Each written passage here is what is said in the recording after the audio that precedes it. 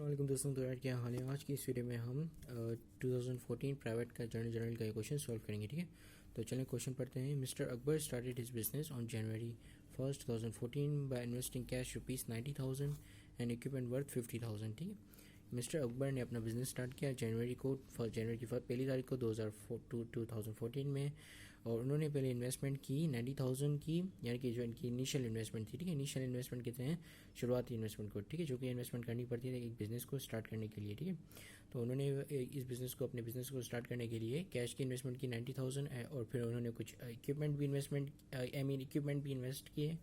उनकी वर्थ क्या थी 50,000 की। ठीक है, वर्थ कितने की, यानी कि उसकी वैल्यू, ठीक है, या उसकी जो कॉस्ट या प्राइस। ठीक है, सो वो 50,000 थी। During the month the following transaction were completed, और इस दौरान या इस महीने में उन्होंने कुछ और ट्रांजेक्शन्स भी की जो कि हमारी यहाँ पे लिखी हुई है। ठीक है, तमाम ट्रांजेक्शन्स जो कि हैं वो लिखी हुई हैं यहाँ पर। ठीक है, तो अब हम स्टार्ट करते हैं हमारी पहली एंट्री से, जो कि जनवरी 1st को हुई है। ठीक है, तो जैसा कि अगर आपको पता है कि, या अगर आपने कभी पहले जर्नल एंट्रीज बनाई हैं तो आपको पता होगा कि पहले एंट्री जो बनती है वो कैश की बनती है, या कैपिटल की बनती है, जहाँ पे हम ऑलवेज जो है बिजनेस जब स्टार्ट होता है तो उसका कैपिटल आता है। ठीक है, यानी कि जो इन्वेस्टमेंट हुई होती है बिजनेस में, उससे उसका जो है वो कैपिटल फॉर्म हो जाता है। ठीक है, तो जनवरी 1st की क्या एंट्री बनेगी। जनवरी 1st को यहाँ पे हम फर्स्ट लिख रहे हैं। ठीक है, फर्स्ट मतलब कि यहाँ पे जनवरी 1st। ठीक है, यहाँ पे छोटा सा जनवरी भी लिख लेते हैं। ठीक है, जनवरी 1st 2014 भी लिख लेते हैं। ठीक है, तो जनवरी 1st 2014 को बंदे ने कैश की इन्वेस्टमेंट की, और किसने, अकबर ने। ठीक है, अकबर के बिजनेस का हम यहाँ पे जर्नल एंट्री बना रहे हैं। ठीक है, तो कैश की इन्वेस्टमेंट की और इक्विपमेंट की इन्वेस्टमेंट की। ठीक है, और कैश कितने इन्वेस्टमेंट किए थे इसने, कैश किए थे इन्होंने इन्वेस्ट कुछ 90,000 के, और इक्विपमेंट कुछ 50,000 के उन्होंने इन्वेस्टमेंट की थी। ठीक है, इक्विपमेंट की, तो ये टोटल कितने हो गए, टोटल ये हो गए 1,40,000। ठीक है, 50,000 प्लस 90,000 इज इक्वल टू 1,40,000। तो उसका जो अकबर का कैपिटल है वो कितना बना, अकबर्स कैपिटल। ठीक है, अकबर का कैपिटल बना 1,40,000 का। ठीक है, तो ये हमारी पहली एंट्री हो गई। देखो, कैश आया अकबर के पास, इक्विपमेंट आया, और उसका जो बिजनेस के में जितना एसेट पड़ा हुआ होता है वो उसका कैपिटल बना रहा होता है। ठीक है, मतलब कि बिजनेस में जितना एसेट और लाइबिलिटीज़ पड़ी हुई होती हैं, या एसेट में से आप जो है लाइबिलिटीज़ माइनस करो तो आपके पास जो है कैपिटल आ जाएगा। ठीक है, तो यहाँ पे जब उसने बिजनेस स्टार्ट किया तो उसके पास सिर्फ कैपिटल सिर्फ एसेट था, तो एसेट ने इसको कैपिटल फॉर्म कर दिया कितने का, 1,40,000 का। ठीक है, तो अकबर का कैपिटल आ गया 1,40,000 का। अब हम इनकी जो फॉलोइंग जो ट्रांजेक्शन्स हुई हैं ड्यूरिंग द मंथ वो हम देखते हैं। ठीक है, और फिर उनकी एंट्री जर्नल एंट्री पास करेंगे। ठीक है, तो अगर आपको नहीं पता कि जर्नल एंट्री किस तरह पास की जाती है तो देखें, जब भी हम पहले देखते हैं कि जो ट्रांजेक्शन्स हुई हैं उसमें कौन सी चीज़ की ट्रांजेक्शन हुई है, क्या वो चीज़ की एसेट की ट्रांजेक्शन्स हुई हैं, या जो है वो लाइबिलिटीज़ की, कैपिटल की, या तो फिर रेवेन्यू की, या तो एक्सपेंसेस की। ठीक है, अब देखो रेवेन्यू कैपिटल और लाइबिलिटीज़, ठीक है, ये तीनों चीज़ें जो है वो एक तरीके से एक तरह बिहेव करती हैं, और जो एसेट्स और हमारे एक्सपेंसेस हैं वो जो सिमिलर वे में बिहेव करते हैं। ठीक है, अब जब भी हमारे जो एसेट्स बढ़ते हैं या एक्सपेंस बढ़ते हैं तो हम उनको डेबिट करते हैं, जब वो हमारे रेवेन्यू कैपिटल और लाइबिलिटीज़ बढ़ती हैं तो उनको ऑलवेज क्रेडिट करते हैं। ठीक है, तो ये एक रूल ऑफ थंब है, ये याद कर लें तो आसानी होगी आपको एंट्रीज बनाने में। ठीक है, तो सबसे पहले हमारे पास जनवरी 5 को ये एंट्री हुई है, या ये जनवरी 5 को ट्रांजैक्शन हुई है। अब देखो यहाँ पे हम सिर्फ एक इकोनॉमिक इवेंट देखते हैं। ठीक है, ऐसा इवेंट जिसमें जो मतलब एक जो है ट्रांजेक्शन्स हो। ठीक है, जो कि एक इन्फॉर्मेशन ना हो, जिसमें कोई चीज़ की किसी चीज़ की लेन देन हो। ठीक है, तो हम उस इवेंट को ही सिर्फ कंसिडर करते हैं, कोई ऐसा इवेंट को कंसिडर नहीं करते जिसमें कोई भी किसी भी चीज़ की लेन देन नहीं होती। ठीक है, तो उस इवेंट को हम ट्रांजेक्शन नहीं मानते या इकोनॉमिक इवेंट नहीं मानते। ठीक है, तो यहाँ पे हम आपके पास सबसे जो पहली जनवरी 5 को जो एंट्री लिखी हुई है इसमें लिखा हुआ है परचेज हुए मर्चेंडाइज ऑन क्रेडिट यानी कि उस पर पेबल पे परचेज किए हैं। ठीक है, क्रेडिट पे परचेज किए यानी कि कैश की पेमेंट नहीं की, उधारी पे परचेज किए हैं। ठीक है, purchase merchandise on credit ₹50,000 from Asim traders and paid ₹2,000 for transportation only. ठीक है, ट्रांसपोर्टेशन एक्सपेंस भी दिया उसके ऊपर। ठीक है, वो कैश में दिया होगा ऑब्वियसली। ठीक है, तो ट्रांसपोर्टेशन एक्सपेंस भी दिया, और दूसरा परचेज की मर्चेंडाइज कितनी की, 50,000 की। ठीक है, तो अब यहाँ पे परचेजेस हुई है तो क्या हमारे पास क्या चीज़ आई। ठीक है, हमारे पास क्या ही मर्चेंडाइज आया है। ठीक है, क्योंकि हमने परचेज किया मर्चेंडाइज। ठीक है, लेकिन क्रेडिट पे किया है, ठीक है। तो लेकिन आया तो सही ना जिस पे भी किया है। हमने एक मर्चेंडाइज को परचेज किया तो हमारे पास क्या आया, मर्चेंडाइज है। मर्चेंडाइज क्या है, हमारा एसेट है, और एसेट जब भी बढ़ता है तो हम उसको क्या करते हैं, उसको हम डेबिट करते हैं। तो सबसे पहले हम हमारी मर्चेंडाइज को या परचेजेस भी लिख सकते हैं आप, ठीक है। मर्चेंडाइज को हम यहाँ पे डेबिट कर देते हैं, कितने से कितने लिखे हुए हैं हमारे मर्चेंडाइज कितने का आया, 50,000 का, ठीक है। तो 50,000 को हम यहाँ पे डेबिट कर देंगे, ठीक है। तो मर्चेंडाइज जो हमारा डेबिट हो गया 50,000 से। अब हमारा हम देखेंगे और क्या चीज़ आई थी, और हमारा जो है यहाँ पे ट्रांसपोर्टेशन एक्सपेंस जो है वो बढ़ गया, कितने का, ट्रांसपोर्टेशन हमने पे किया 2000, और ट्रांसपोर्टेशन एक्सपेंस जब हमारा बढ़ गया यानी कि हमें पे करना पड़ा ट्रांसपोर्टेशन 2000 का, तो हमारा एक्सपेंस बढ़ गया, और जब एक्सपेंस बढ़ता है तो हम उसको क्या करते हैं, हम उसको डेबिट करते हैं, ठीक है। तो हमने अभी भी बात की हमारा एक्सपेंस और एसेट जो है वो सिमिलर वे में बिहेव कर रहे होते हैं, ठीक है। तो यहाँ पे हम ट्रांसपोर्टेशन को भी हम डेबिट कर देंगे, ठीक है। तो यहाँ पे हमें ट्रांसपोर्टेशन लिखकर इसको भी मैं डेबिट कर दूंगा, ठीक है। ट्रांसपोर्टेशन कितने की, 2000 की यहाँ पे ट्रांसपोर्टेशन आई, ठीक है। तो ट्रांसपोर्टेशन को भी हमने डेबिट कर दिया। अब हमारे पास है कौन सी, और जब हमने मर्चेंडाइज खरीदा था तो ये हमने किस पे ख़रीदा था, ये हमने क्रेडिट पे ख़रीदा, ठीक है। क्रेडिट पे ख़रीदा यानी कि हमने यहाँ पे एक लायबिलिटी क्रिएट कर ली, और यानी हमारी लायबिलिटी बढ़ गई, अब हम लायबल हैं। लायबिलिटी बेसिकली किसे कहते हैं, लायबिलिटी कहते हैं हम एक फ्यूचर सेक्रीफाइस को, ठीक है। यानी कि अब हमें फ्यूचर में जाके इस लायबिलिटी को सेटल करना पड़ेगा, यानी कि फ्यूचर में जाके मर्चेंडाइज की पेमेंट करनी पड़ेगी, ठीक है। जो हमने अभी उधार पे खरीदे हैं, ठीक है, उसकी पेमेंट हमें फ्यूचर में करनी पड़ेगी। तो ये क्या है, फ्यूचर सेक्रीफाइस है। और एक एसेट क्या होता है, हमारा एसेट हमेशा हमारा फ्यूचर बेनिफिट होता है, ठीक है। यानी कि वो एसेट्स हमको फ्यूचर में कोई बेनिफिट होने वाला होता है, ठीक है। तो हम या कोई भी ऐसी चीज़ अगर फ्यूचर में जाके हमें बेनिफिट करे तो हम उसको अपना एसेट मानते हैं, ठीक है।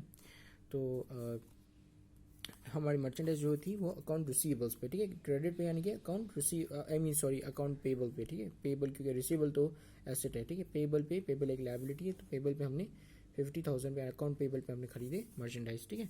फिर ट्रांसपोर्टेशन की हमने कैश में पेमेंट की, क्योंकि यहाँ पे लिखा हुआ है कि पेड कर दिया, ठीक है। अगर आप यहाँ पर पढ़ें तो यहाँ लिखा हुआ है कि पेड कर दिए, पेड का मतलब पे हो चुके, पैसे दे चुके हैं हम, ठीक है। तो पेड कर दिए यानी कि कैश चुके हमारे यहाँ से चला जा चुका है, ठीक है। और कैश ऐसा एसेट जब भी यहाँ घटता है या हम उसको जब भी कम करते हैं तो उसको क्या करते हैं, हम क्रेडिट साइड पे रिकॉर्ड करते हैं, ठीक है।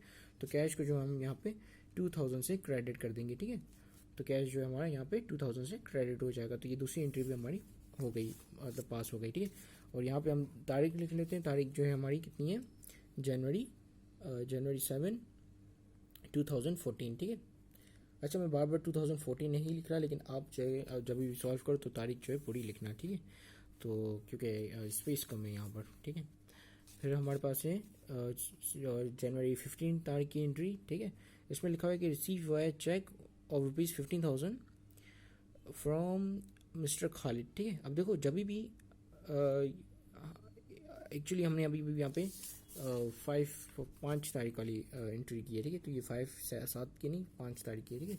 ये 7 तारीख वाली एंट्री मिस हो गई, तो हम इस 7 तारीख वाली एंट्री के पास फिर से आ जाते हैं। सोल्ड मर्चेंडाइज ऑन क्रेडिट ₹16,000 हमने क्रेडिट पे सेल किया। क्रेडिट पे जब हम सेल करते हैं तो उसका मतलब कि हमने अकाउंट रिसीवेबल पे सेल किया, ठीक है।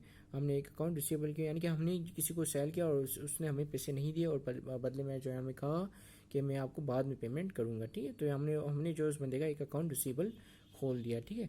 तो सोल्ड किया मर्चेंडाइज ऑन क्रेडिट और ₹16,000 एंड कैश और ₹15,000 टू मिस्टर खालिद, ठीक है। मिस्टर खालिद को जो है कैश पे हमने सेल्स किए हैं, कितने की, 15,000 की मर्चेंडाइज सेल किया है, ठीक है।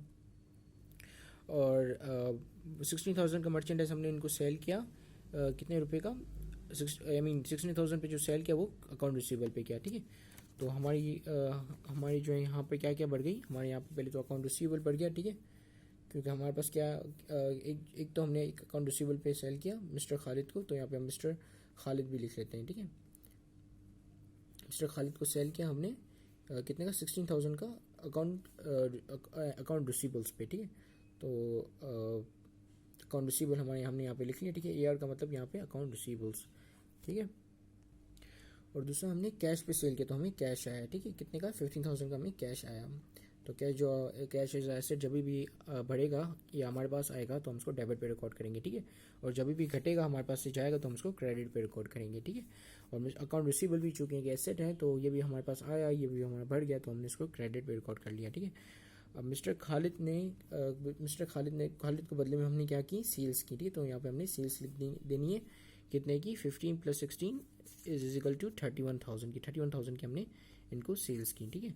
और कैश पे 15,000 की सेल्स की और अकाउंट रिसीवेबल पे 16,000 की सेल्स की, ठीक है। और ये कब कब हुआ, ये हुआ हमें ये हुआ 7 तारीख को, तो यहाँ पे हम 7 तारीख लिख लेंगे, ठीक है। फिर हमारे पास नेक्स्ट है 15 तारीख की एंट्री। उसमें लिखा हुआ कि रिसीव किया हमने चेक और ₹50,000 का चेक रिसीव किया, किससे, मिस्टर खालिद से, ठीक है, for in the full settlement of his account, ठीक है। अब यहाँ यानी कि यहाँ पे जो है हमने इनको सेल्स डिस्काउंट दिया, ठीक है, क्योंकि जो है इनके जो अकाउंट रिसीवेबल खुला हुआ था मिस्टर खालिद का, अगर आपको पता हो कि मिस्टर खालिद का जो अकाउंट रिसीवेबल है वो कितने का खुला हुआ था, 16,000 का खुला होगा। यहाँ पे देखिए अकाउंट रिसीवेबल खुला हुआ है मिस्टर खालिद का 16,000 का, ठीक है, क्योंकि ये डेबिट साइड पे है, तो उसका 15,000 का 16,000 का खुला हुआ है। लेकिन उन्होंने हमें जो पेमेंट की वो कितने की हमने पेमेंट जो मिली हमें वापसी में वो 15,000 की मिली, यानी कि उन्होंने पूरी पेमेंट नहीं की, हमें 1,000 रुपीज़ उनको डिस्काउंट देना पड़ा, ठीक है। तो यहाँ पे हमें चेक रिसीव हुआ 15,000 का from mister Khalid in the full settlement of his account. जब यहाँ पे लिखा हो कि इन the full settlement of his account, यानी कि बस उसका अकाउंट रिसीवेबल अब खत्म कर देना है, उसकी अकाउंट रिसीवेबल की फुल सेटलमेंट कर लेनी है, ठीक है। तो अब यहाँ पे हम एंट्री बना लेते हैं। तो सबसे पहले हम देखेंगे कि कौन सी तारीख को हुआ, ये 15 तारीख को हुआ, ठीक है। तो 15 हम यहाँ पे रिकॉर्ड कर लेंगे, 15 तारीख को हुआ, ठीक है। और हमारे पास क्या है, हमारे पास जो है वो चेक मिला, तो हम यहाँ पे बैंक को डेबिट कर देंगे, या कैश को भी कर लो तो कोई मसला नहीं होगा, क्योंकि ऑब्वियसली आप जो है बल्कि कैश को कर लेते हैं, क्योंकि ऑब्वियसली जब चेक मिलेगा आपको, तो अगर आप चेक को जो है वो बैंक में अगर डिपॉजिट नहीं कराओगे, तो या अगर आप उस चेक को जाके मतलब अपने बैंक अकाउंट में डिपॉजिट नहीं कराओगे या क्रॉस चेकिंग नहीं करोगे, अकाउंट टू अकाउंट ट्रांसफर नहीं करोगे, और बदले में आप जो है उससे चेक देकर कैश लोगे, तो ओबियसली आपके पास क्या आएगा, कैश आएगा, ठीक है। तो इस सूरत में हमें नहीं पता कि उन्होंने उस चेक का क्या क्या बैंक में डिपॉजिट कराया या उससे डायरेक्ट जो पैसे विड्रॉ कर लिए, तो हम यहाँ पे यही अज्यूम करेंगे कि उसने पैसे विड्रॉ कर लिए, तो हम यहाँ पे कैश लिखेंगे, ठीक है। कैश कितने का है, 15,000 का है, क्योंकि उसने 15,000 बढ़े जबकि उसको 16,000 बढ़ने थे, ठीक है। तो यहाँ पे उसने क्या कर लिया, यहाँ पे उसने एक सेल्स डिस्काउंट एक्वायर कर लिया, तो उसकी जो क्या हम एंट्री सेल डिस्काउंट में ही बना लेंगे, ठीक है, डेबिट साइड पे, ठीक है। सेल्स डिस्काउंट हमेशा डेबिट साइड पे होता है ये, और ये कॉन्ट्रा सेल्स अकाउंट होता है, यानी कि सेल्स को घटा देता है, ठीक है। जब हम इसकी इनकम स्टेटमेंट बनाते हैं तो ये सेल्स में से रिड्यूस कर लेते हैं, ठीक है। तो सेल डिस्काउंट उसको कितने का, 1,000 का, क्योंकि उसका जो अकाउंट रिसीवेबल था वो कितने का खुला होता है यहाँ पे, 16,000 का, ठीक है। तो 15,000 उसने कैश दिए अपने अकाउंट रिसीवेबल को सेटल डाउन करने के लिए, बाकी 1,000 रुपये हमने उनको डिस्काउंट दे दिया, और फिर account receivable AR means account receivable, ठीक है। अकाउंट रिसीवेबल किसका, मिस्टर खालिद का, यहाँ पे हम लिख लेते हैं मिस्टर खालिद का अकाउंट रिसीवेबल हम यहाँ पे क्लोज कर देंगे, यानी कि इसको उठा के 16,000 से डेबिट साइड पे खुला हुआ था, इसको उठा के हमने यहाँ पे 16,000 से क्रेडिट साइड पे लिख लिया, तो यहाँ ये बता रहा है कि ये क्लोज हो गया, ठीक है। क्योंकि ये जब 16,000 से आएगा तो ये माइनस में होगा, और ये 16,000 पे क्रेडिट साइड पे होगा तो ये माइनस में होगा, और 16,000 से डेबिट साइड पे तो होगा प्लस होगा, ठीक है। तो माइनस प्लस माइनस 16,000 से आपस में कट गए, और ये अकाउंट रिसीवेबल मिस्टर खालिद का कितना बच गया, 0, ठीक है। अब हमारी नेक्स्ट एंट्री के लिए let me just make some format of journal. तो ये मैंने यहाँ पे फॉर्मेट बना लिया, ठीक है। Date, title of accounts, debit and credit, ठीक है। मैंने यहाँ पे जो है स्पेस काफ़ी कम छोड़ दी, ठीक है। और मेरे पास रेजर नहीं है जो मैं लाइन में के जो है इसको रेज करके फिर से सही करूँ, तो let just go with it, ठीक है। सो अब हमारा 15 वाली हो गई थी एंट्री, बल्कि हाँ 15 वाली हो गई थी। अब हमारे पास 20 और 4 एंट्री बचती हैं, ठीक है। तो हमारे पास है पेड 20 तारीख को, paid by cheque ₹49,500 to Asim traders in the full settlement of their account, ठीक है। यहाँ पे आसिम ट्रेडर्स को ढूंढो कहाँ है, तो हमारे पास आसिम ट्रेडर ये रहा। 5 तारीख को हमने आसिम ट्रेडर से कुछ मर्चेंडाइज परचेज किया था अकाउंट पेबल पे, ठीक है। 50,000 का परचेज किया था, और उसको जो हमने ₹49,500 दिए, यानी कि 500 का हमें डिस्काउंट हुआ, ठीक है। हमें क्या, अब ये कौन सा डिस्काउंट हुआ, ये हमें परचेज डिस्काउंट हुआ, ठीक है। तो हमने अकाउंट पेबल तो पहले हमारा ख़त्म हो जाएगा, ठीक है। तो अकाउंट पेबल हमारे यहाँ पर अगर आप देखिए, तो अकाउंट पेबल जो है हमारे यहाँ पे कहाँ गया, ये रहा अकाउंट पेबल जो है यहाँ पे खुला हुआ था हमारा क्रेडिट साइड पे 50,000 से, ठीक है। तो अब अकाउंट पेबल को सबसे पहले उठा के ख़त्म करने के लिए डेबिट कर देंगे। ये कौन सी तारीख को हुआ था, 20 तारीख को, ठीक है। 20 तारीख यहाँ पर लिख ली, और अकाउंट पेबल को हम यहाँ पे डेबिट कर देंगे, ठीक है। कितने का, 50,000 का, क्योंकि हमने पूरा फुल सेटलमेंट हो गई, ठीक है। और हमें जो है हमें परचेज डिस्काउंट हुआ, ठीक है। तो परचेज डिस्काउंट जो है यहाँ पे जब भी होता है तो क्रेडिट हो जाता है, ठीक है। परचेज डिस्काउंट एक बेसिकली काउंटर परचेज अकाउंट है, जो कि आगे जाके परचेज में से लेस हो जाता है, ठीक है, इनकम स्टेटमेंट में, ठीक है। तो परचेज डिस्काउंट यहाँ पे आएगा, परचेज डिस्काउंट ठीक है। परचेज डिस्काउंट कितने का हमें डिस्काउंट हुआ, 500 रुपये का डिस्काउंट हुआ, और बाकी जो है हमने कैश दे के उसकी सेटलमेंट कर ली, ठीक है। कैश दिया हमने कितने की 49,500 का, ठीक है, कैश दे दिया हमने, जैसा कि यहाँ पे लिखा हुआ है, ठीक है। लिखा हुआ है कि 20 तारीख को जो है हमने चेक दिया 49,500 का, ठीक है, to awesome traders in the full settlement of their account, ठीक है। और यहाँ पे चेक दिया है तो जिसके वजह से हम यहाँ पे कैश नहीं बल्कि बैंक लिख लेंगे, ठीक है, क्योंकि ऑब्वियसली पैसा जो है वो बैंक के थ्रू जाएगा, ठीक है। तो यहाँ पे मैंने बैंक लिख लिया, ठीक है। अब हमारे पास दूसरी एंट्री है 20 तारीख की हो गई। 25 तारीख की लिखा हुआ है कि deposit the cheque in the bank received on January 15, ठीक है। जनवरी 15 को हमने कोई चेक रिसीव किया था, वो हमने बैंक में डिपॉजिट करा दिया, ठीक है। तो हमारे पास जैसा कि मैंने बताया था कि हमने ये यहाँ पे मेंशन नहीं था पहले कि ये बैंक में डिपॉजिट किया, ये बैंक से पैसे निकाले, तो जिसकी वजह से हमने कैश रिकॉर्ड कर लिया था, ठीक है। अब यहाँ पे मेंशन आ चुका है कि ये डिपॉजिट हुआ मतलब डिपॉजिट हुआ है चेक बैंक में, ठीक है, जो रिसीव हुआ था हमें जनवरी 15 को। तो जनवरी 15 को हमें चेक कितने का रिसीव हुआ था, 15,000 का हमें चेक रिसीव हुआ था। तो 15,000 को हम यहाँ पे कैश को कम करके बैंक के अंदर डाल देंगे, ठीक है। तो ये 20 को कौन सी तारीख है, 25 तारीख की 25 तारीख की, ठीक है, 25 तारीख आ गई, ठीक है। अब ये बिलर हो गया तो मैं इसे पॉज करके बिलर ख़त्म कर देता हूँ। तो ये मैंने ख़त्म कर लिया है, ठीक है। तो 4 तारीख को क्या हुआ कि हमने चेक जो है वो बैंक में डिपॉजिट करा दिया, ठीक है। तो ये बैंक हमारा बढ़ गई, ठीक है। बैंक यानी कि बैंक का बैलेंस जो बैंक के अंदर पैसा जो पड़ा हुआ है, ठीक है, कितने का 15,000 का बैंक बढ़ गया। और कैश जो है हमने यहाँ पे डिपॉजिट करा दिया था, तो वो कैश जो है वो हमारा ख़त्म हो गया। कैश एज एसेट जब भी घटेगा तो हम उसको क्रेडिट साइड पे रिकॉर्ड करेंगे, और बैंक एज एसेट जब भी बढ़ेगा तो हम उसको डेबिट साइड पे रिकॉर्ड करेंगे, ठीक है।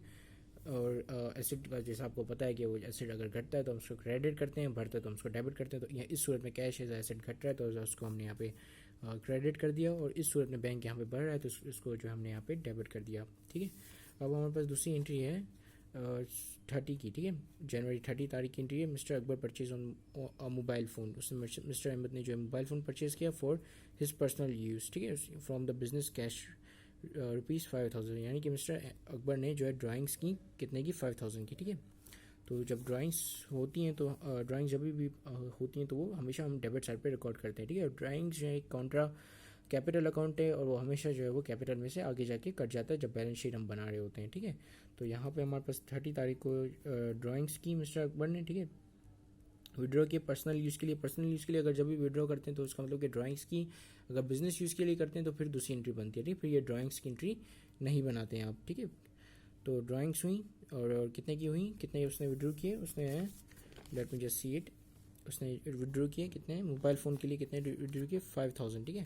5,000 बिजनेस में से विड्रॉ किए, ठीक है। तो ड्राइंग्स कितने की उन्होंने 5,000 की उन्होंने ड्राइंग्स की, और कैश निकाला अपनी बिजनेस से, ठीक है। कैश निकला तो कैश यहाँ पे हम उसको एज एसेट जब भी कम होता है तो हम उसको क्रेडिट कर देते हैं, ठीक है। फिर 31 की हमारे पास आखिरी एंट्री है, उसमें लिखा हुआ है कि paid rent in advance. Advance में उन्होंने रेंट पे कर दिया, यानी कि प्रीपेड रेंट, ठीक है, by cheque of ₹10,000 for office building. Office building के लिए उन्होंने एडवांस में रेंट पे कर दिया, कितने का 10,000। और ये जो पेमेंट की वो किस मेथड के थ्रू की, वो कैश के थ्रू की, चेक के थ्रू की। तो इसका मतलब कि हम बैंक को क्रेडिट करेंगे, ठीक है। तो यहाँ पे हमारे पास क्या आ गया, सबसे पहले तो हमारे पास यहाँ पे आ गया प्रीपेड रेंट, ठीक है। प्रीपेड रेंट यानी कि एडवांस में जो उसने रेंट पे कर दिया, ठीक है, कितने का 10,000 का रेंट उसने एडवांस में पे कर दिया।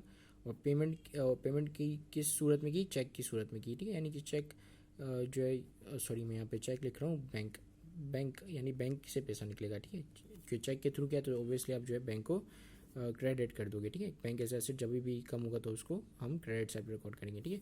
तो इसी के साथ ये वीडियो खत्म होती है। Thank you very much for watching this video. Have a great day and अल्लाह हाफिज़।